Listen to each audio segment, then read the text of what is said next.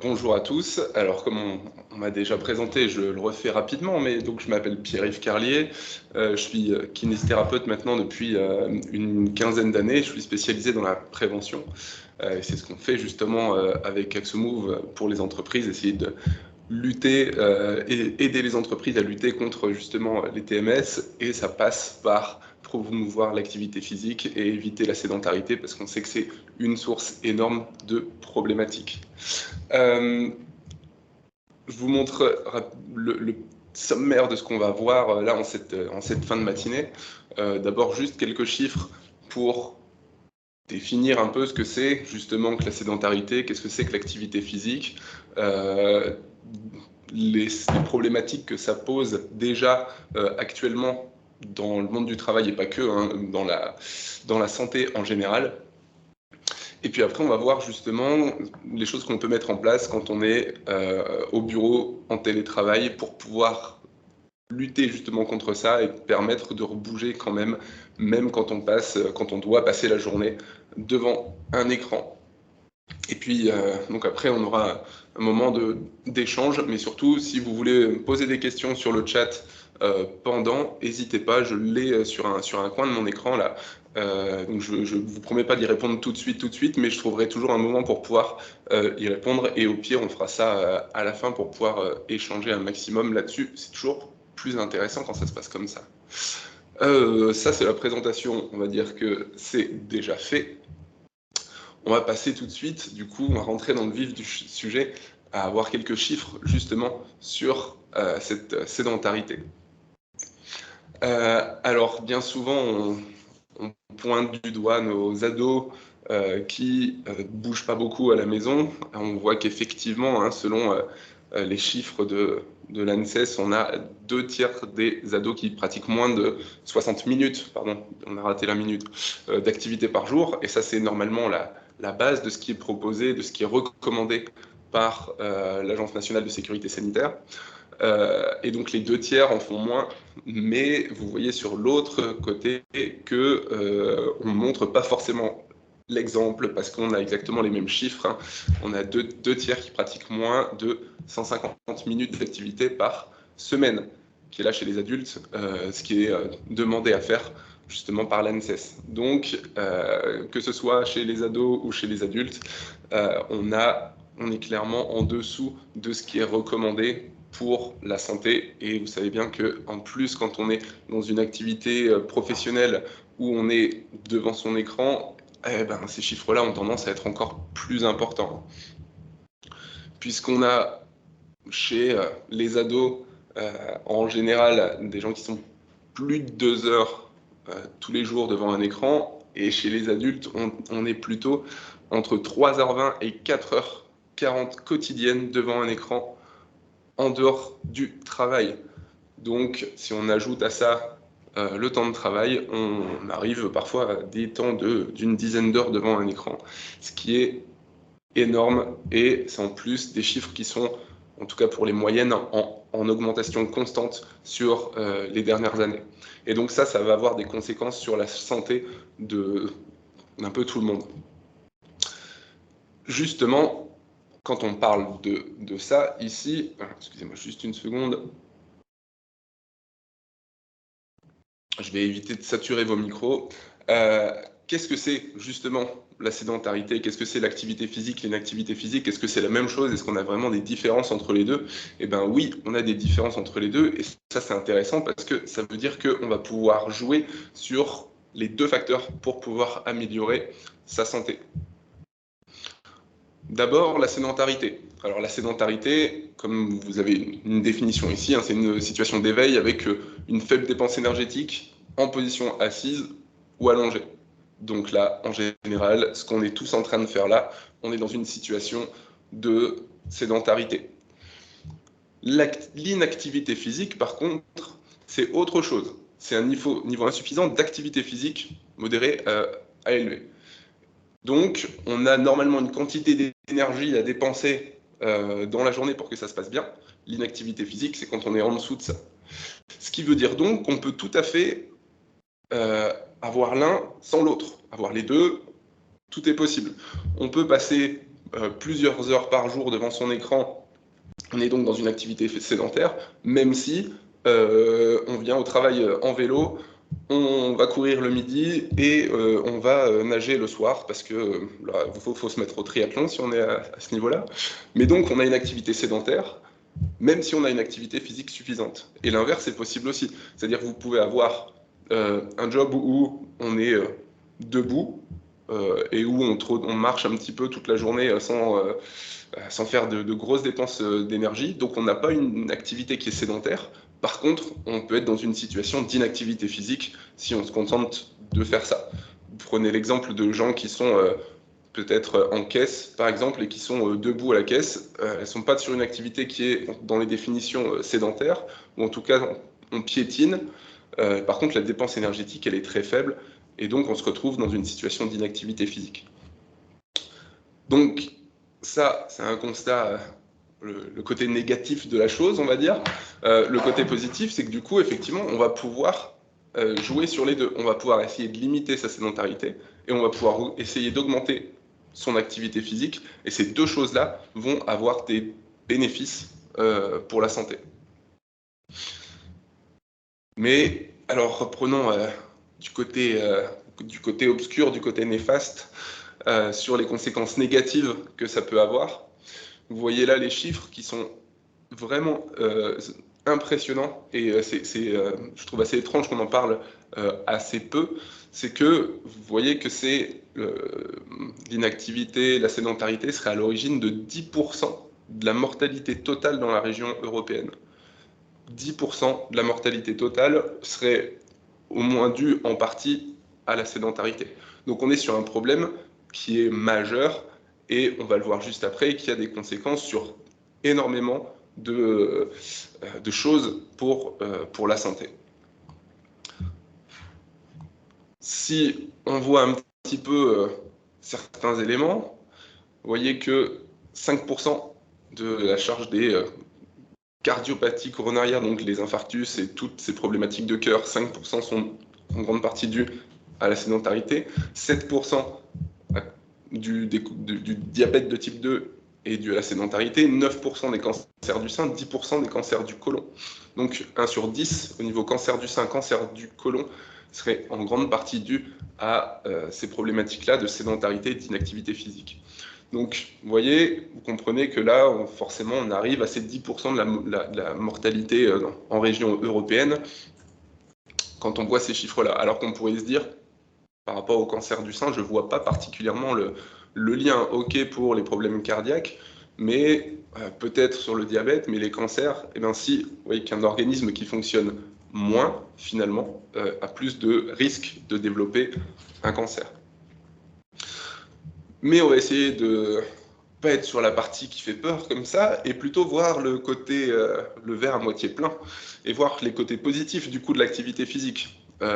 Quand on se remet à bouger. Et une chose que je peux vous dire tout de suite aussi, c'est que plus on part de loin, plus les bénéfices sont importants et rapides. C'est-à-dire que quelqu'un qui, de base, est vraiment très sédentaire, se remettre à un tout petit peu d'activité physique va avoir déjà des grosses conséquences positives, un gros impact positif sur sa santé. Et donc, voyons un petit peu sur ces différentes parties là. On voit sur la partie os, sur le squelette, l'activité physique, elle va diminuer de quasiment de 50% le risque de fracture de la hanche chez les sujets âgés, ce qui veut dire que toute l'activité physique qu'on va faire aussi dans sa vie avant ça va avoir un impact sur plus tard. Et contrairement à ce qu'on pense aussi, ça va entretenir le cartilage.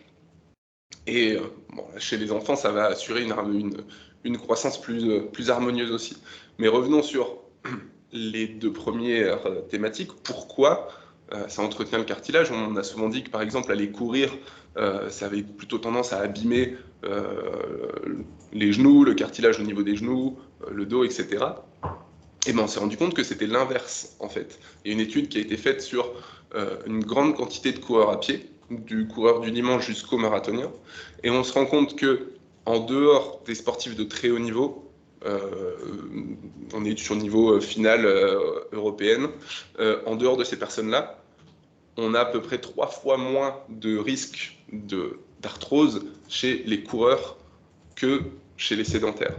Donc l'activité physique, plutôt que d'user, en fait, elle va entretenir. Et on est sur la même chose sur l'os, c'est-à-dire que plus on va utiliser le corps, plus on va mettre des impacts sur l'os, plus on va mettre de la charge sur l'os, plus il va se renforcer, il va être solide, et moins il y aura de chances de fracture. Donc, ça, je m'appesantis dessus parce qu'on parle très souvent du sport qui userait un peu le corps. C'est absolument l'inverse. Le corps s'use beaucoup, beaucoup plus quand on ne l'utilise pas que quand on l'utilise. Après, faut pas, chez les athlètes de haut niveau, on est un petit peu au-dessus du niveau de risque des sédentaires. Parce que là, par contre, c'est une charge qui est énorme. Sur le cerveau, eh bien oui, parce que l'activité physique ne va pas avoir qu'un impact sur le corps, il va avoir un impact aussi au niveau cérébral, puisqu'on divise par 4 le risque de dépression chez les sujets actifs que chez les sujets sédentaires, ou en manque d'activité, on va dire. Donc on voit là que finalement, les troubles musculo-squelettiques, les douleurs physiques et les conditions qu'on met en place pour les éviter ont aussi un impact sur les problématiques mentales, morales. Vous voyez, divisé par 4, le nombre de dépressions, c'est quand même assez énorme. Ça améliore aussi la qualité du sommeil, parce que ça augmente de 40%, vous voyez, quand on fait un réentraînement physique. Et même sur plus tard, on était sur les os, sur une diminution du risque de fracture. Sur la maladie de Parkinson et la maladie d'Alzheimer, on a une diminution quasiment de moitié, diminuée de 45% sur les risques de ces maladies-là. Donc vous voyez, encore une fois, on va chercher vraiment sur des choses qui sont très très diverses. Au niveau de l'alimentation, le fait d'avoir de l'activité physique complète vraiment le régime, ou en tout cas le fait de faire attention à son alimentation, parce qu'il aide au contrôle de cette prise alimentaire, autant dans la partie dépense d'énergie que juste dans les mécanismes au niveau du cerveau pour être rassasié plus rapidement, en tout cas avoir une alimentation qui se contrôle plus facilement. Et la dernière partie, sur le cœur, on en a parlé sur les risques, sur la partie négative, on va dire. On a une diminution de 60% du risque d'infarctus. C'est énorme, encore une fois. Moins de 30% d'intervention, 30% de risque de moins d'intervention cardiaque, encore une fois. Et ça fait baisser la tension artérielle chez les hypertendus. Donc vous voyez, si on reprend un peu tous les chiffres qu'il y avait dans les différentes cases là, imaginez un médicament unique qui coûterait quasiment rien à produire et qui produirait ces bénéfices-là. Je pense que l'industriel qui crée ça fait fortune très très vite.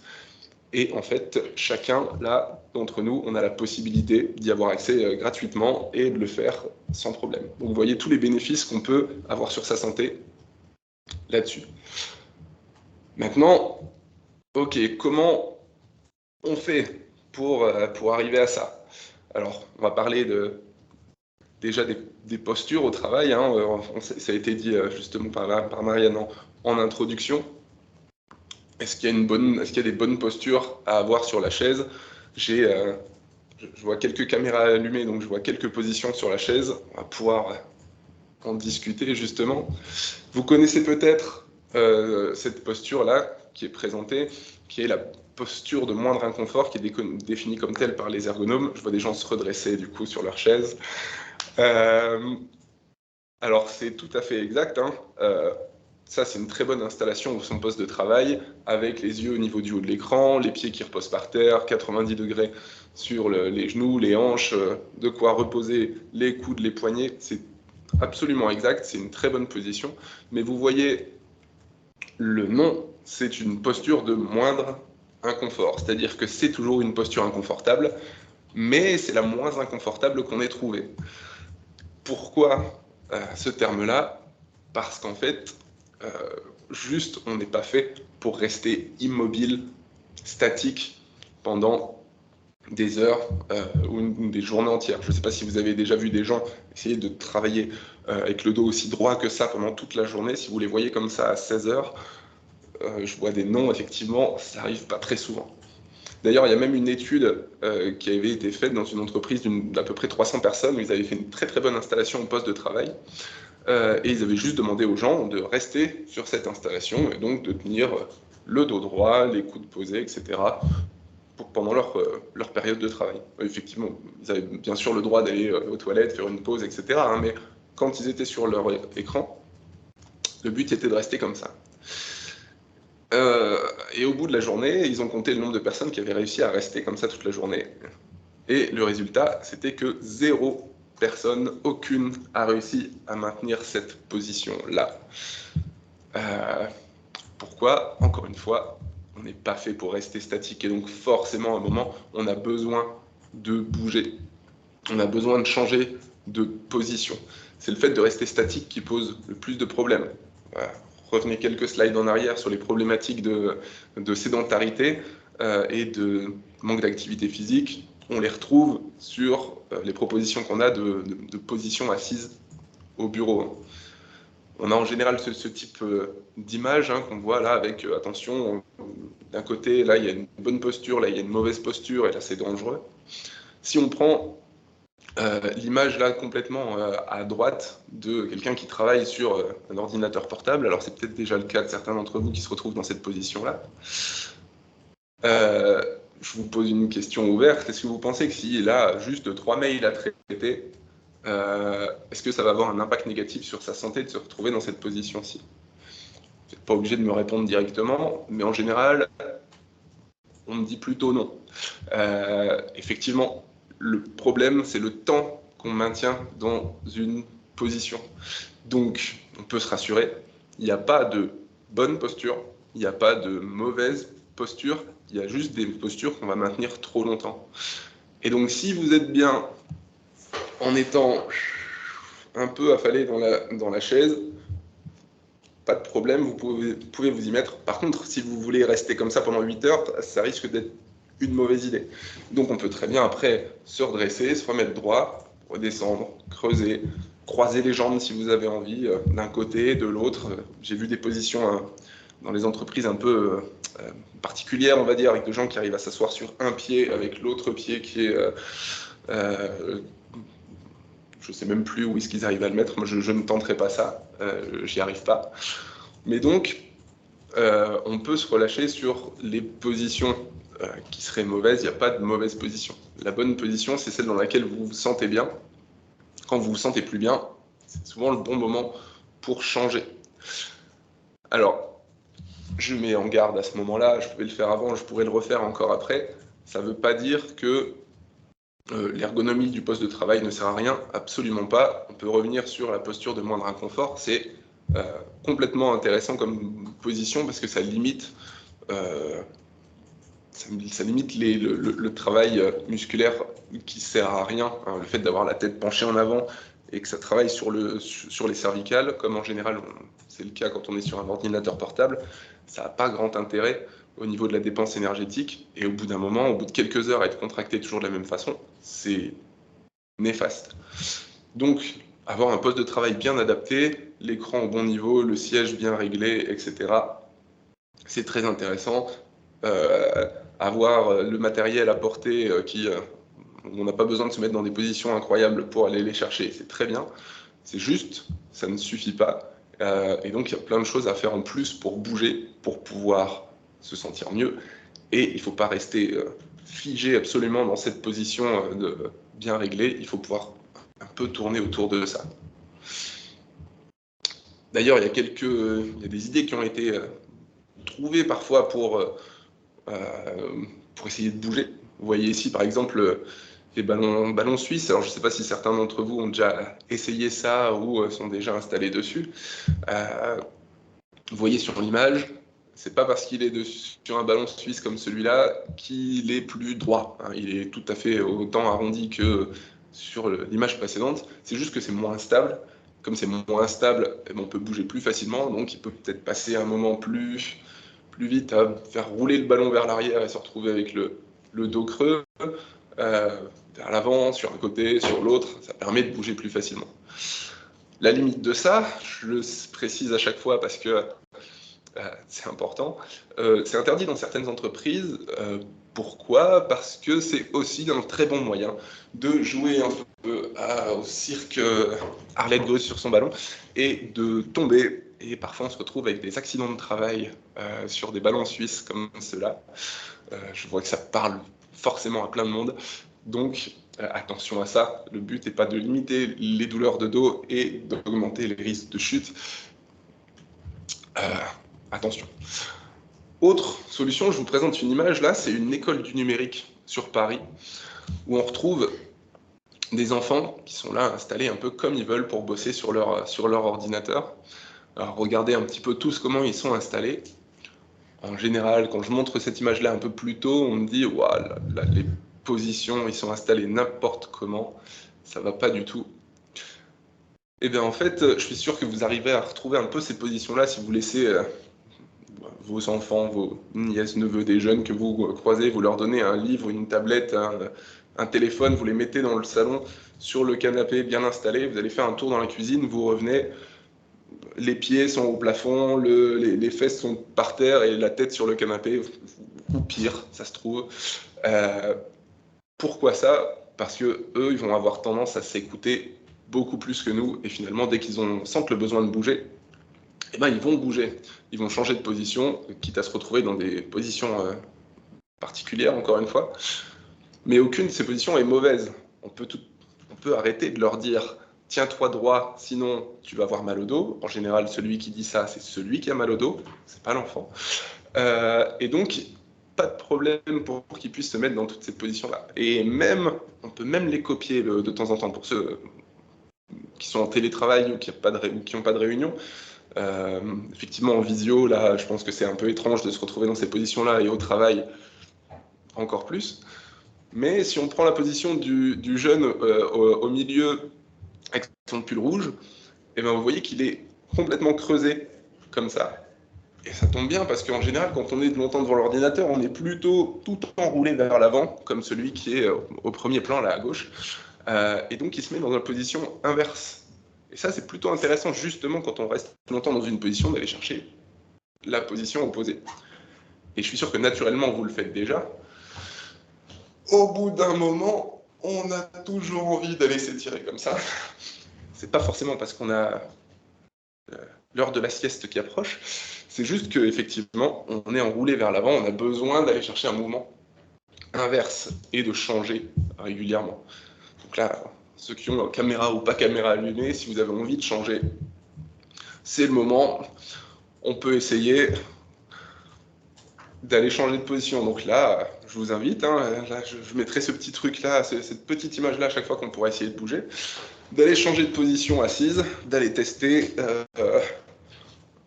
affaler derrière dans son fauteuil. Ok, ça c'est bien. Très bonne image de monsieur Rémi Verstraete qui tente les pieds sur la table. Ça marche aussi. Alors pour travailler, c'est pas simple. Pour taper, moi c'est pareil. Si je veux ici croiser les jambes, je ne peux plus accéder à mon clavier. Bonne solution trouvée ici. Au-delà de la plaisanterie,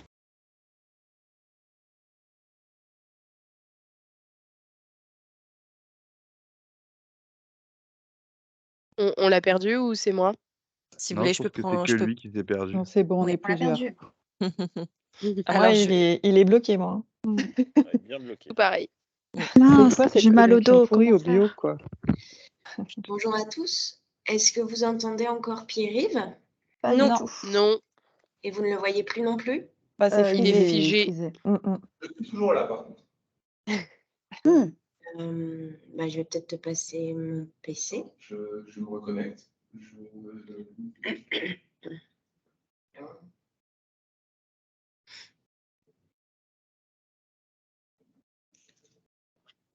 Page de publicité, j'en profite pour Là, il vous se rappeler le connecte. karaoké qui se tiendra le 14 décembre à Carafun, à Lille. On se retrouve avant pour boire un petit verre et se désinhiber pour bien chanter. Attention, place limitée à 50 personnes. Il est dans la santé. Rebonjour, est-ce que vous me voyez? Vous avez On peut-être Oui. plus- entend. Yes, c'est Moi, bon. je vois pas. Hop, je remets en évidence. Ah. Bon, ça devrait. Top. C'est bon, la Mm, mm. présentation est arrivée aussi? Oui. Ok, parfait. Trop d'exemples de gens qui ont changé de position, du coup je me suis fait, je sais pas, bloquer, sortir, ou en tout cas Teams a bugué. Je suis de retour. Donc voilà, vous pouvez tenter des positions. Là, vous l'avez fait certainement pendant ce petit temps de pause. Dos creux, dos rond, jambes croisées, jambes pas croisées, appuyé en avant, appuyé en arrière. Aucune de ces positions n'est mauvaise tant qu'elle est maintenue suffisamment peu de temps. OK? On peut se relâcher là-dessus. Idem pour d'autres positions qu'on va pouvoir avoir. Hein. On a souvent cette image-là de syndrome qu'on appelle le syndrome text-neck, c'est-à-dire les gens qui passent, les enfants, encore une fois, souvent, qui passent du temps sur leur téléphone, qui déclencherait des grosses douleurs au niveau du cou. C'est pareil, et ça, finalement, si vous essayez de taper un roman dans la deuxième position qui est présentée, là, celle de droite, celle qui est censée être validée, je parie qu'au bout d'un certain temps, vous allez avoir des contractures monstrueuses au niveau des épaules. Bah oui, encore une fois, c'est pas la position qui est mauvaise, c'est le temps qu'on va pouvoir y rester. Donc, aucune de ces deux positions-là n'est mauvaise, il faut juste pouvoir alterner quand il y en a une des deux qui commence à devenir moins supportable, on va dire. En général, le corps fonctionne bien à l'économie, donc la position qu'on va prendre de base est souvent celle qui nous coûte le moins cher en dépenses. Alors, on va continuer à essayer de bouger. Hein. Qu'est-ce qu'on peut faire pour bouger devant son écran? On va repratiquer encore un petit peu plus que ce qu'on a fait jusque-là. D'abord, la sédentarité, l'activité physique, pardon, c'est pas forcément un sport. Parce que on a souvent des gens qui me disent, oui, mais j'ai pas le temps là, avec les enfants, avec tout ça, d'aller m'inscrire pour aller faire un sport. L'activité physique, c'est pas un sport. Le sport, effectivement, quand on fait du sport, on fait de l'activité physique, mais il y a des règles, il y a un cadre, etc. L'activité physique, c'est beaucoup plus large que ça, et c'est tout ce qui augmente l'activité physique par rapport au repos. Donc, au travail peut-être, oui, dans les activités domestiques, hein, que ce soit le ménage, le jardinage, etc., on y est, les activités de loisirs, les transports, si on va travailler en vélo, des choses comme ça, tout ça rentre dans le cadre de l'activité physique, et on n'a pas forcément besoin de se dire, ok, je vais me bloquer 1 heure pour faire de l'activité physique. L'activité physique, ça peut se faire en tranches de 4 minutes, 10 fois sur la journée. Ça fonctionne aussi très très bien. Des fois peut-être mieux sur certains aspects. Donc qu'est-ce qu'on peut faire? Eh bien, pour ceux qui sont en télétravail, par exemple, on a le droit de changer de position pour travailler. On avait vu ceux qui sont allongés sur le ventre. On peut aussi travailler debout si on a une table haute ou dans la cuisine, des choses comme ça. Encore une fois, on n'est pas obligé de se dire je m'installe comme ça pour 8 heures. On peut travailler là-dessus debout pendant 10 minutes, 1 heure, une demi-heure. Vraiment, il n'y a aucune obligation et on peut changer ça. Je vois justement, je réouvre les conversations ou travailler debout. Et ben voilà, on y est parfaitement. Il y a autre chose, si vous êtes au bureau à l'étage, ici on est au 3e étage, bannissez l'escalier, bannissez l'ascenseur, pardon, bannissez l'ascenseur tant que possible, prenez les escaliers, ça ne prend pas un temps particulier. Bon, si vous êtes au 20e étage, on n'est pas obligé de tout faire aussi, hein, on a le droit de faire 3 étages par l'escalier et puis prendre l'ascenseur plus tard. Ça, c'est de l'activité physique qui peut être cachée aussi. Les réunions, j'ai pas mal de gens qu'on suit où ils ont changé leur principe de réunion, quitte à se réunir pour parler sans avoir de support à présenter ou de notes à prendre absolument, plutôt que d'être à 4 ou 5 autour d'une table, et ben pourquoi pas soit sortir, faire le tour du bâtiment ou se balader dans le bâtiment ou changer. En tout cas, c'est des fois un très bon moment pour juste pouvoir bouger, et même parfois on réfléchit un petit peu mieux dans ces conditions-là. Il y a d'autres idées qui arrivent. Je parlais des transports, on a là le vélo, et après il y a plein d'autres occasions. Vous voyez l'image en haut à droite, bon, c'est un photomontage, vous ne deviendrez pas comme ça juste en portant vos courses. Mais, par exemple, bah oui, quand je porte quelque chose, encore une fois, je ne m'abîme pas, juste je vais pouvoir faire de l'activité physique. Et je vois qu'on valide mon idée de réunion là, ça marche très bien. Donc voilà, là, on est sur de l'activité physique, de casser de la sédentarité en trouvant des petites astuces. Maintenant, on n'a pas toujours le choix comme ça. Qu'est-ce qu'on va pouvoir faire pour se renforcer, même en restant sur la chaise ou en tout cas dans le bureau quand on est seul? Quelques images et puis après on passe à l'action, même si vous n'avez pas pris vos affaires de sport, hein, le pyjama suffira. Pour ceux qui n'étaient pas là, c'était private joke du tout début. On a le conditionnement physique. Bah, oui, finalement, rester dans une même position longtemps, bah, ça demande aussi d'avoir un corps qui est adapté à ça et qui est capable de bouger, de faire autre chose. Parce que finalement, si on est trop raide, trop bloqué dans sa posture et qu'on ne peut pas changer, eh ben, ça nous limite dans nos possibilités de mouvement, donc ça augmente notre sédentarité. Casser la sédentarité, on l'a vu juste avant, peut-être se lever, peut-être même bouger en étant assis sur sa chaise, c'est possible. Diminuer la sensibilité, là, ça paraît plus étrange, mais on a un pouvoir là-dessus. Si vous avez des douleurs dans le cou, par exemple, en tournant la tête, vous vous sentez un peu limité, la pire chose à faire, c'est de s'empêcher de tourner la tête parce que ça fait mal. Parce que petit à petit, ça va devenir de plus en plus sensible. Ce qui est important à faire dans ces cas-là, justement, c'est d'aller chercher ce mouvement sensible, pas forcément forcer dessus, mais en tout cas d'aller jusqu'au niveau où c'est désagréable, et vous allez voir que petit à petit, vous allez regagner en amplitude plutôt que de perdre et avoir un mouvement qui est moins désagréable. Et puis après, on a aussi soit des automassages, soit des étirements. On voit ça justement maintenant ensemble. Donc là, vous voyez, sur les exercices qu'on va tenter, je vais me reculer un petit peu, on va faire de l'activité physique en restant assis sur sa chaise sans espace particulier, parce que oui, c'est possible. Alors, je vais me recadrer un petit peu, je recule, est-ce que je suis bien? Voyons ça. Alors, le premier que j'aime assez, qui va travailler un petit peu tout justement, que ce soit cervical, haut du dos, vous savez, le petit point qu'on a entre les omoplates là en fin de journée qui est désagréable. Pour certains, vous allez voir, vous allez le sentir dans le bas du dos. On prend une main, on va la mettre contre le genou opposé. L'autre main derrière la tête, 3/4, et on va aller pousser vers l'arrière en regardant son coude. Le plus loin possible, on va ramener le coude loin en arrière. Hop là, je regarde en même temps, donc on pousse loin. Vous allez même pouvoir sentir parfois un petit craquement, c'est absolument pas un problème ça. C'est que ça bouge. Alors, on en a fait quelques-uns d'un côté, prenons l'autre côté. On change de main sur la jambe, on change de main derrière la tête, et c'est reparti. On essaye d'aller le plus loin possible derrière.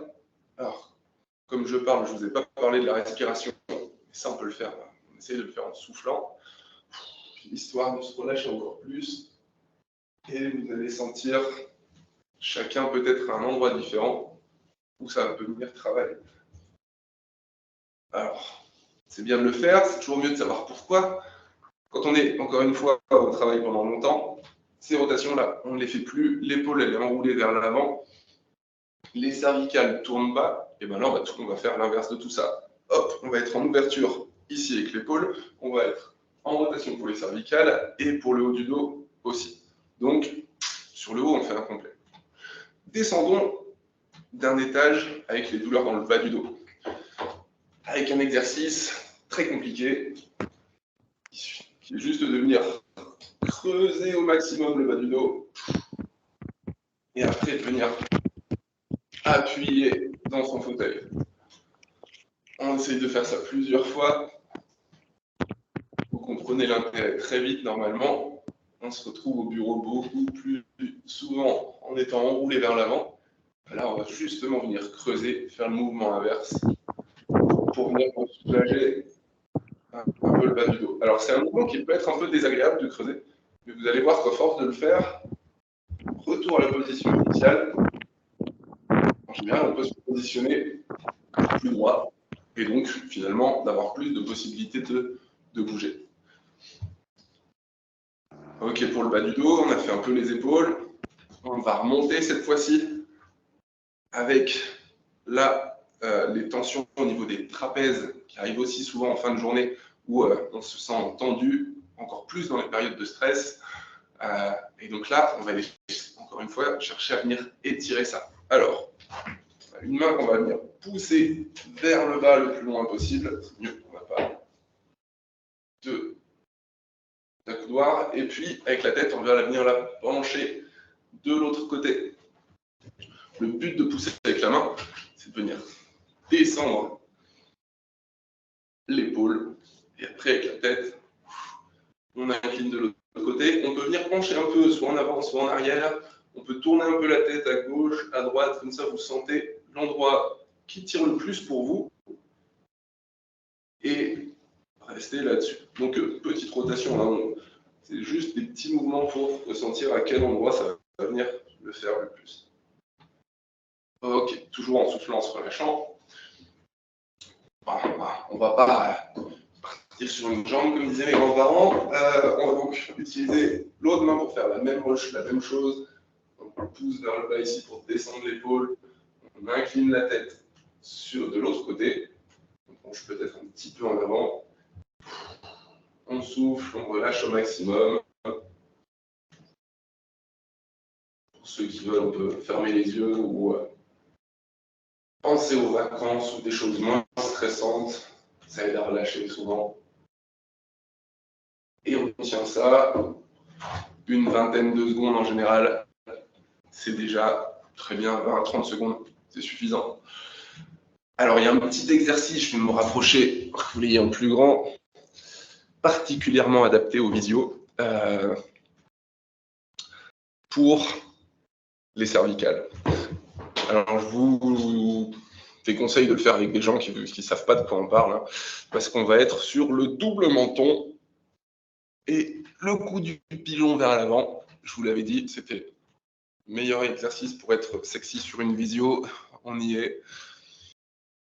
Alors, ceux qui ont de la barbe comme moi, on a de la chance parce qu'on ne voit pas le double menton qui se crée, mais on regarde bien devant, on vient pousser le menton vers l'arrière finalement. Alors, on peut s'aider du doigt et puis après on va le pousser vers l'avant. Vous devinez bien pourquoi, même en le faisant, je suis sûr que vous allez le sentir. On vient travailler les muscles profonds au niveau du cou, entre les omoplates aussi, parce que, eh bien souvent, on est plutôt dans cette position-là quand on commence à travailler pendant longtemps. Donc là, on a au niveau cervical, hop, un exercice assez profond qui moment. Exactement, c'est le moment pour le screenshot. En plus, j'ai prévenu. Donc, ok, vous voyez, on n'a pas bougé de la chaise là, on est resté ici, et pourtant, on a quand même réussi à créer du mouvement. On peut même essayer d'aller renforcer, hein, pour ceux qui ont des douleurs dans les avant-bras. Ici, à force de taper, ça arrive souvent, des problèmes au niveau du coude. On peut venir étirer. Voilà, allons-y.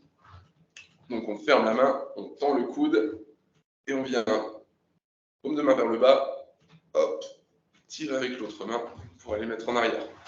Vous allez voir, ça va se sentir au-dessus.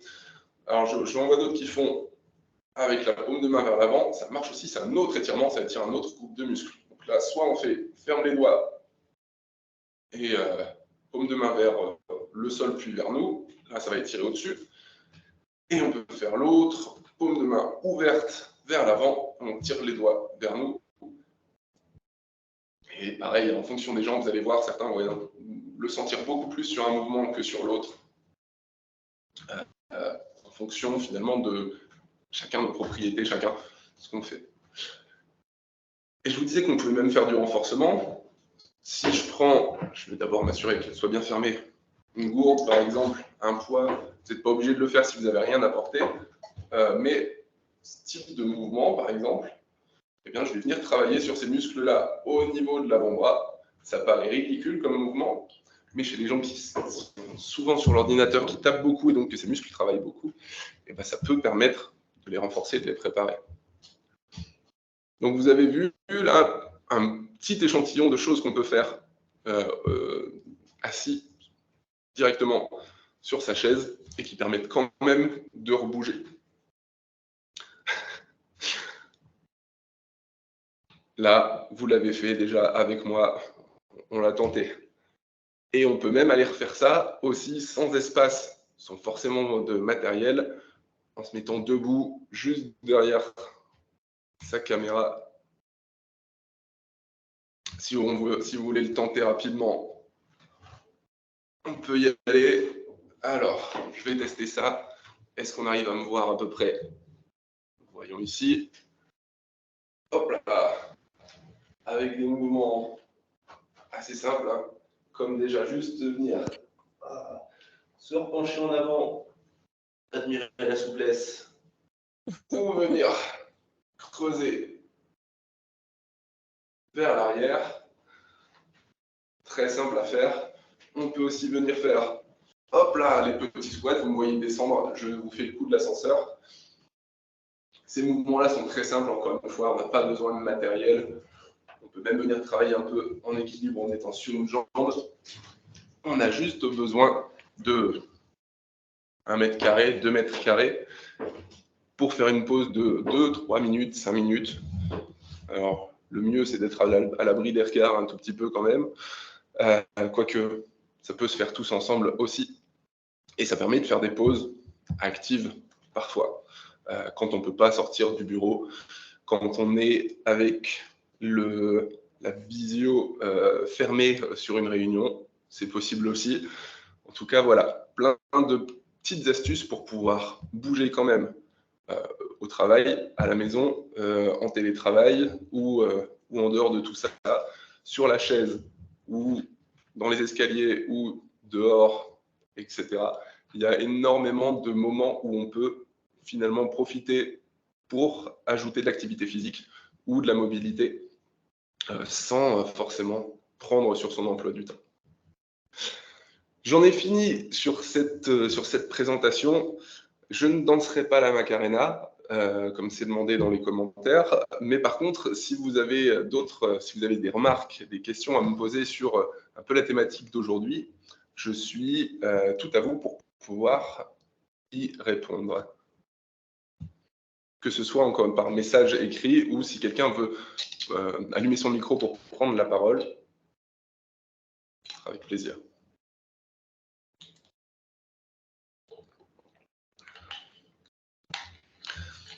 Hop, oui, il y a quelqu'un qui lève la main. Merci beaucoup, Pierre-Yves.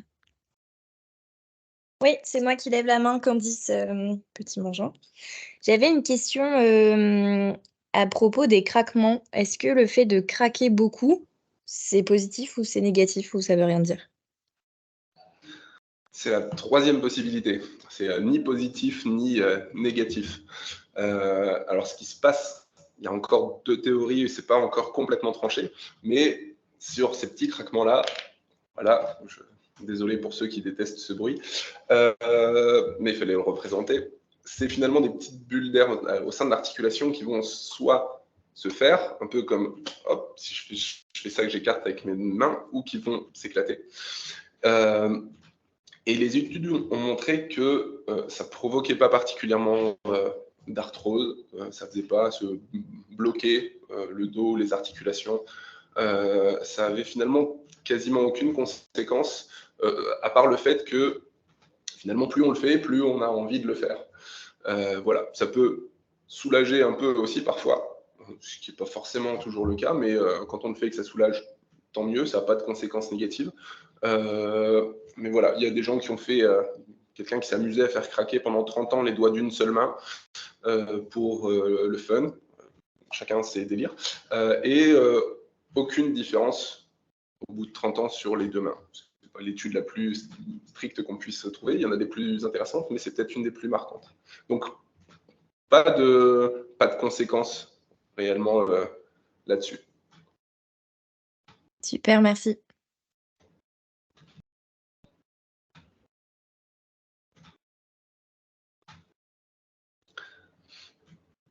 Est-ce que quelqu'un d'autre a une question ou une remarque? Vous avez aussi le droit de me dire que vous n'êtes pas d'accord avec ce que j'ai dit et on peut en discuter avec grand plaisir.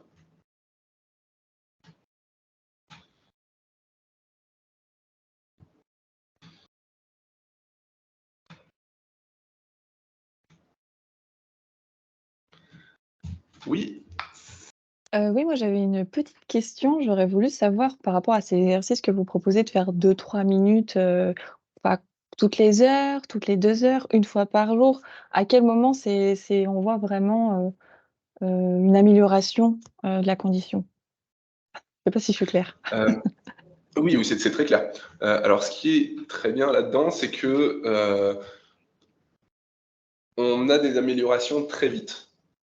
Parce que finalement, ces petits exercices-là, parfois, ils viennent juste couper la sédentarité. Ils viennent donc des muscles qui ont pas travaillé ou qui travaillent en étant contractés toujours de la même manière, etc., qui viennent changer de mode de contraction et donc se soulager. Donc rien que le fait de bouger va avoir un impact très vite juste parce qu'on arrête d'être statique. Et en plus, quand on vient faire un peu d'activité physique, quand on veut juste essayer de bouger, ça a été montré que, encore une fois, plus on part de loin, c'est-à-dire que si d'habitude pendant la journée, bah forcément, vous restez assis et vous ne bougiez pas, comme c'est quand même souvent le cas quand on est face à un bureau, face à un écran, et ben, plus on part de loin, plus les bénéfices sont rapides. Et donc finalement, une session de 3 minutes, vous allez déjà avoir un impact qui va être positif. Faites-en 2, vous allez avoir encore plus, etc. Et ça va augmenter comme ça progressivement. Donc il n'y a pas de limite basse en fait. Il n'y a pas de si je fais ça, ça servira à rien. Non, le premier geste, le premier pas, il va avoir un impact positif. Et puis après, plus on va en rajouter, plus on en aura. Donc, et l'autre chose qui est intéressante, c'est qu'il n'y a pas de règle stricte là-dessus. Il n'y a rien qui sort en disant il faut absolument faire des séances de 10 minutes minimum ou des choses comme ça.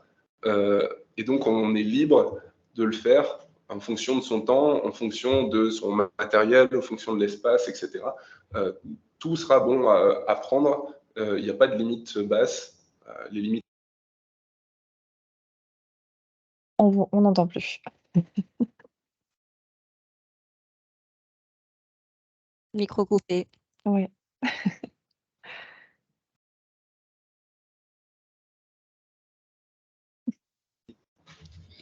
Alors, désolé, je ne sais Non, pas c'est pas pourquoi mon grave. micro s'est coupé. Deuxième bug. Je ne sais pas où est-ce que où ça s'est arrêté du coup. Que vous disiez que peu importe, l'exercice qu'on va faire dans tous les cas, même si, on fait déjà un petit peu, il y aura, une amélioration et plus on fera, plus ça sera flagrant donc merci beaucoup, c'était très clair.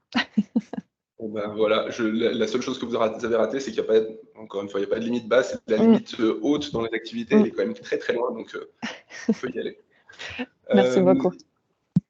De rien. Il y a une question aussi, perso, j'utilise une galette de chaise au bureau pour soulager mes douleurs de dos, commandée par mon ostéo avec un lien derrière.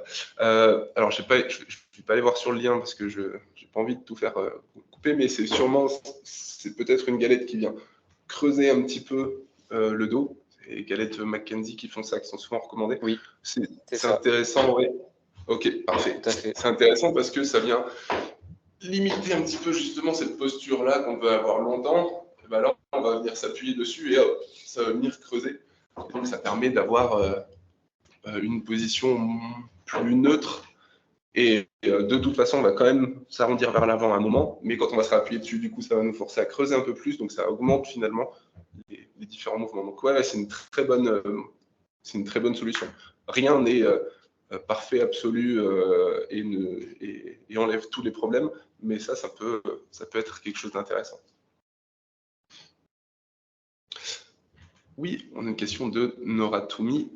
Oui, j'ai une petite question. Alors, je ne sais pas si vous avez la réponse, mais est-ce que vous auriez des recommandations pour les personnes qui seraient migraineuses ou qui auraient des fatigues oculaires? Est-ce qu'il y a des choses à faire pour limiter voilà, les migraines dues au fait d'être sur l'écran en fait toute la journée? Alors ça, c'est une excellente question et qui est assez complexe à répondre parce que les migraines elles ont beaucoup d'origines, beaucoup de facteurs. Je peux arrêter partage de l'écran d'ailleurs. Hop. Et donc, si vraiment c'est la partie oculaire, il peut y avoir des exercices des yeux aussi déjà. Peut-être qu'on vous les a déjà proposés, mais d'aller tête fixe, d'aller regarder au maximum en haut, en bas, sur les côtés, etc. Et inversement, avoir un point et venir bouger pour faire bouger les yeux. Il y a aussi d'aller chercher un point au loin de temps en temps pour changer la focale quelque part, puisque finalement on est toujours sinon à la même distance de l'écran. Donc ça, c'est quelques petits conseils qu'il peut y avoir, mais il y a énormément de facteurs qui peuvent influencer ça. Oui, c'est yoga des yeux, c'est un petit peu ça. C'est complètement ça. Mais après, voilà, il peut y avoir des exercices au niveau cervical aussi, parce qu'il y a des migraines qui ont des origines cervicales. Le fait de rester, encore une fois, avec les muscles ici contractés, ça a tendance à augmenter le risque de migraine chez certaines personnes, pas chez tout le monde. Donc, les mouvements au niveau cervical, le renforcement des étirements peut avoir un impact positif. Il y a beaucoup de choses. Donc, je ne sais pas ce qui vous conviendra. Vous pouvez essayer plein de trucs différents et garder que ce qui fonctionne. Mais et sinon, vous pouvez aller voir un médecin, un kiné, etc., qui peut peut-être vous conseiller parfois sur certains exercices qui peuvent être intéressants à faire. Je ne suis pas spécialiste sur la question, mais c'est les astuces que j'ai pu avoir. Merci.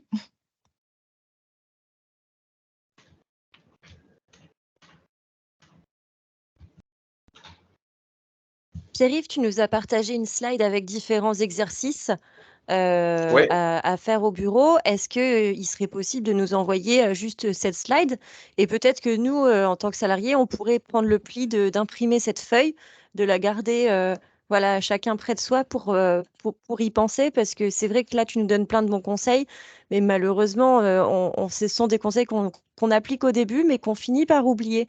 Donc, par exemple, au-delà d'imprimer cette feuille, est-ce que tu as aussi des petits conseils à appliquer pour que justement ces gestes un peu deviennent des habitudes ou des automatismes? Alors, de toute façon, je pense que vous avez le webinaire en replay, donc cette slide, vous allez pouvoir la retrouver assez facilement. Là, moi, j'interviens sur cette thématique-là, mais pourquoi? Parce que justement, avec ce move, on propose ça, c'est-à-dire de pouvoir, on a une bibliothèque d'exercices où on a quasiment 1500 exercices maintenant, avec un petit peu de tout, et on propose un accompagnement en prévention par des kinés pour donner des exercices vraiment spécifiques aux demandes de chacun. Donc l'astuce, ça peut être ça, ça peut être de travailler encore plus avec nous. Après, sinon, pour les gens, il n'y a pas non plus de mauvais exercices à faire. C'est comme les positions, c'est comme les postures. Il ne va pas y avoir de mauvaises choses. Tant que vous ne mettez pas de charge de dingue, ce qui normalement ne sera pas le cas en travaillant devant l'écran, vous allez pouvoir retrouver plein de choses différentes à faire, plein de mouvements. Vous pouvez en inventer vous-même. C'est pareil, il n'y a pas de souci. Tant que ça vous fait bouger, finalement, tant que ça fait aller dans des amplitudes articulaires un peu plus importantes, hein, avec des choses très simples. Hein. Si on prend pour les cervicales, on peut aller tourner à droite, à gauche, très loin, en haut, en bas, faire des cercles, etc. Donc c'est très simple. Les mouvements d'épaule au maximum, tout ça. Donc vous allez pouvoir trouver très très facilement. On peut vous aider à en trouver d'autres qui sont encore plus adaptés en fonction du temps, de l'espace, du matériel que vous avez, il n'y a pas de souci. Et après, réussir à faire rentrer ça dans la routine, effectivement, c'est pas simple. C'est justement pour ça qu'on met en place un suivi par les kinés pour réussir à faire rentrer dans la routine. Mais les astuces, ça peut être de mettre une petite alarme sur le téléphone, par exemple. Ça, c'est ce qui se passe assez souvent. Ça peut être d'avoir un moment dans la journée où on va pouvoir faire cet exercice. Une réunion, le moment où je vais prendre mon café, le moment où je vais, à chaque fois que je vais aux toilettes. Par exemple, ici, des fois, quand j'ai besoin de travailler les jambes, je m'arrange pour aller aux toilettes 2 étages au-dessus. C'est toujours ça de prix, ça ne me prend pas beaucoup de temps. En réunion, ceux qui travaillent avec moi savent que je reste finalement rarement assis toute la réunion. Je finis par me lever, par faire des squats, par tourner. Ça me permet de rester concentré en plus. Ça peut être aussi une astuce. Ça peut être le matin en arrivant. Ça peut être, voilà, finalement, mais toujours en fonction de ce que vous avez envie et pourquoi, pour vous, ce qui est le plus facile. Il y a des gens, le matin, c'est pas possible. Trop la course. Il y a d'autres personnes, le matin, c'est vraiment le moment idéal. Il y a des personnes qui aiment bien être coupées dans la journée pour faire justement ces mouvements. Il y en a qui n'arrivent pas à se couper et qui sont la tête dans le guidon et qui vont avoir besoin d'une vraie coupure pour pouvoir le faire. Donc finalement, tout le monde est différent là-dessus. Il faut vraiment trouver, vous, ce qui vous convient le mieux pour pouvoir bouger. Et il n'y a que vous, et en discutant avec vous, on arrive à trouver finalement ces petites astuces-là. Et discutez-en ensemble aussi, hein, chacun va avoir des astuces qu'il peut partager. Ça fonctionne assez bien. Il y a des fois des choses absolument incongrues qu'on me dit. Tant que ça fonctionne, c'est très bien. Merci.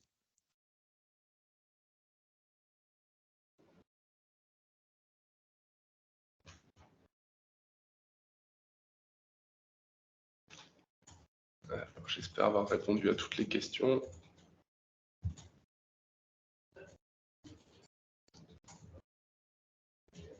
En tout cas, le timing est parfait. Midi pile. Midi 1, donc on ne peut plus poser de questions.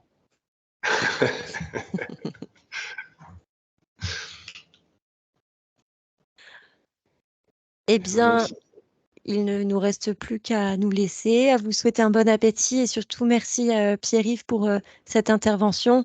On espère transformer justement notre quotidien avec ces bonnes habitudes pour notre bien-être, celui des salariés d'Eurasanté. Merci beaucoup. Merci à vous pour m'avoir donné Merci. l'opportunité de prendre la parole ici. Je vous souhaite un bon appétit et puis d'essayer de mettre en pratique tout ce que vous avez pu voir en cette fin de matinée. Au revoir à tous. Merci beaucoup. Au revoir, Merci, au revoir. bon appétit. Merci, au revoir. Au revoir. Merci. Et